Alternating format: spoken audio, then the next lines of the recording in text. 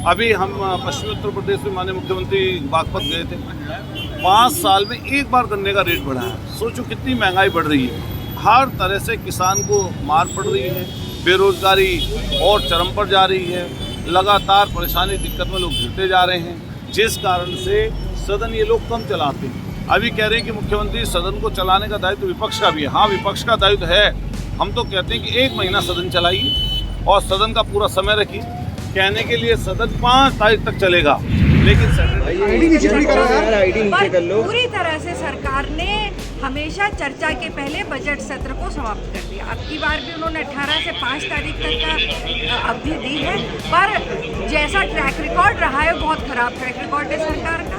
सरकार, हमारी यही मांग है कि सरकार बजट सत्र चलाए, मदवार चर्चा हो।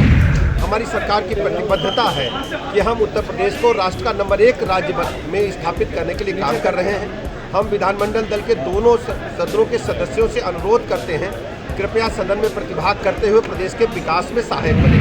नमस्कार, आप देख रहे हैं न्यूज़ फॉर नेशन और मैं स्वाति पांडे आपके साथ। उत्तर प्रदेश विधानसभा के बजट सत्र की शुरुआत आज से हो गई है और ये बजट सत्र 5 मार्च तक चलने वाली है।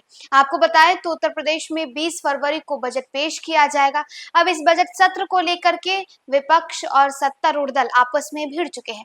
विपक्ष की तरफ से नेताओं का क्या कुछ कहना है, विधायकों का क्या कुछ कहना है, सत्तारूढ़ दल के तमाम विधायकों का क्या कहना है, ये तमाम चीजें हम आपको बताएंगे। आपको कांग्रेस की तरफ से क्या कुछ कहा गया है बजट सत्र को लेकर के, समाजवादी पार्टी की तरफ से क्या कुछ कहा गया और बीजेपी की तरफ से क्या कुछ कहा गया है, इन तीनों की बातें आपको सुनवाएंगे। इससे पहले आपको बताएं तो आज भी बजट की कार्यवाही, बजट सत्र की कार्यवाही जो है आज पहले दिन शुरुआत के साथ ही कल के 11 बजे तक के लिए स्थगित कर दी गई है। अब इन सब के बीच विधायकों का क्या कुछ बयान निकल कर सामने आया है, ये बयान आप एक एक करके तीनों की 3 फ्रेम में सुनिए।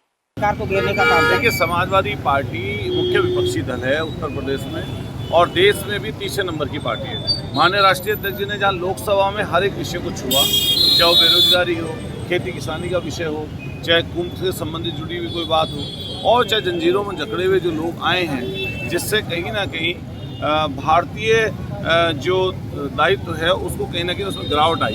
तो हम लोग कहना चाहते हैं कि हर उस विषय पर हम लोग लड़ेंगे, बात रखेंगे निश्चित रूप से सदन के अंदर, जिस विषय से जनता को कहीं ना कहीं परेशानी में है, जनता की दिक्कत में है। और इस समय की सरकार पूरी तरीके से कुंभ में लगातार फेल हुई। 9 बार आग लग चुकी है, सोचिए आप। सैकड़ों किलोमीटर दूर तक का जाम लगा हुआ है और जिस तरह की घटना को छुपाने का कृत्य सरकार ने किया वो हर कोई जान रहा है, हर कोई इसको चीज़ को समझ रहा है। अभी हम पश्चिमी उत्तर प्रदेश में माननीय मुख्यमंत्री बागपत गए थे। 5 साल में एक बार गन्ने का रेट बढ़ा है। सोचो कितनी महंगाई बढ़ रही है।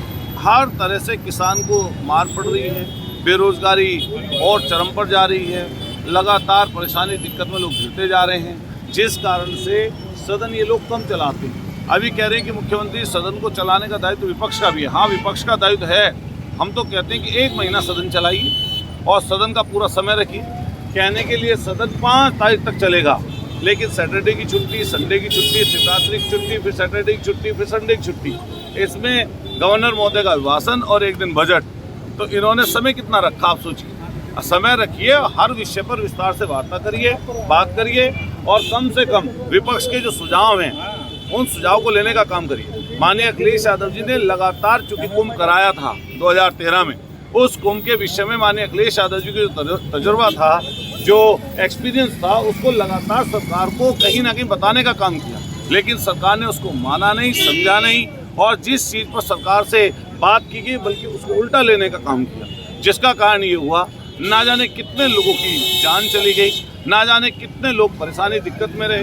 हर दिन वीडियोज़ आ रही हैं वहाँ के परेशान लोगों की, कई 100 किलोमीटर लंबा जाम, सड़कों पे गाड़ियाँ ही गाड़ियाँ हैं और जिस तरह की व्यवस्था सरकार की होनी चाहिए थी। 100 करोड़ का दावा था सरकार का, लेकिन मैं दावे के साथ कह सकता हूँ जो लोग वहाँ पर पहुँचे उनमें वीआईपी को अगर छोड़ दें तो बाकी सब लोग परेशानी दिक्कत में वहाँ पर होकर रहे। धन्यवाद। मिल्कीपुर के मामले को लगातार समाजवादी पार्टी ने घेरा है। ये सरकारी चुनाव है, उपचुनाव। सरकार ने सरकार के हिसाब से चुनाव कराया और उपचुनाव में माननीय राष्ट्रीय अध्यक्ष जी ने हमेशा ये बात कही कि मिल्कीपुर आइए, पत्रकार साथियों को सबको कहा था। आगे देखिए किस तरह का चुनाव यहाँ पर चल रहा है, सरकार किस तरीके से चुनाव में धांधली या किस तरीके से अधिकारियों को अपॉइंट करके जीतना चाहती है, दहशत फैलाना चाहती है। उसी तरीके से हुआ, जब आम चुनाव होगा तो निश्चित रूप से 2027 में समाजवादी पार्टी की सरकार। हाथ कौन हो रहा है? आगे साथ हटाओ भाई।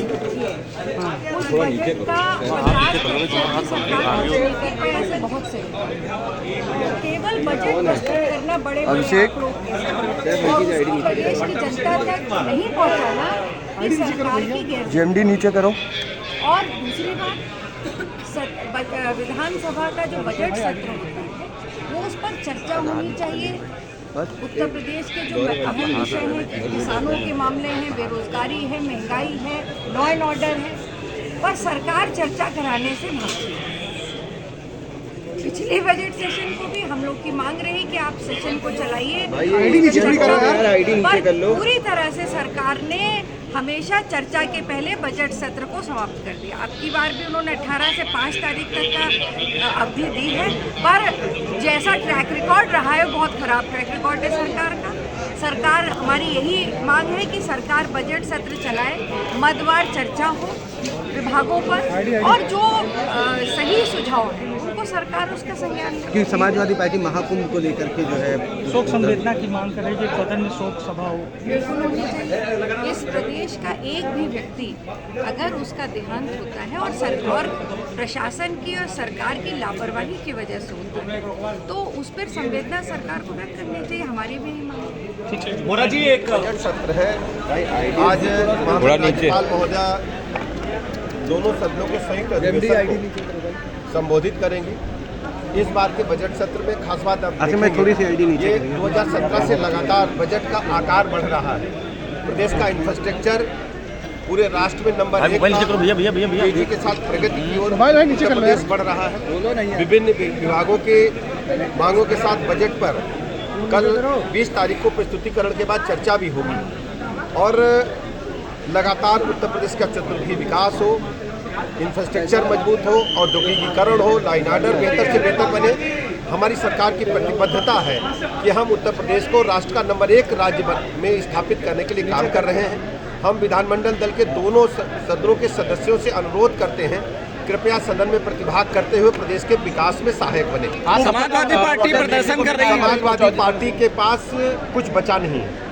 उनका निगेटिव नैरेटिव जनता अच्छी तरह समझ चुकी है। वो पूरी तरह से हताश है, फ्रस्ट्रेशन में है।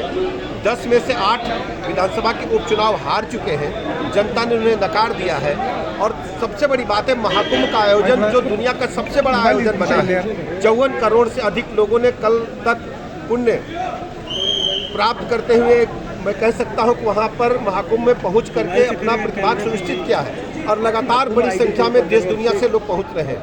अखिलेश यादव जी ने जो लोकसभा के चुनाव में गरीब अमीर जाति में एक बड़ी खाई खड़ी करने का काम किया था, वो महाकुंभ के आयोजन ने उस इनके निगेटिव नैरेटिव को, जो खाई थी ऊंचाई नीचाई की, गरीब अमीर की, विभिन्न जातियों के बीच में, सब कुछ मिटाते हुए महाकुंभ ने एक प्लेटफार्म पे पूरी सनातन संस्कृति को स्थापित करने का काम किया है।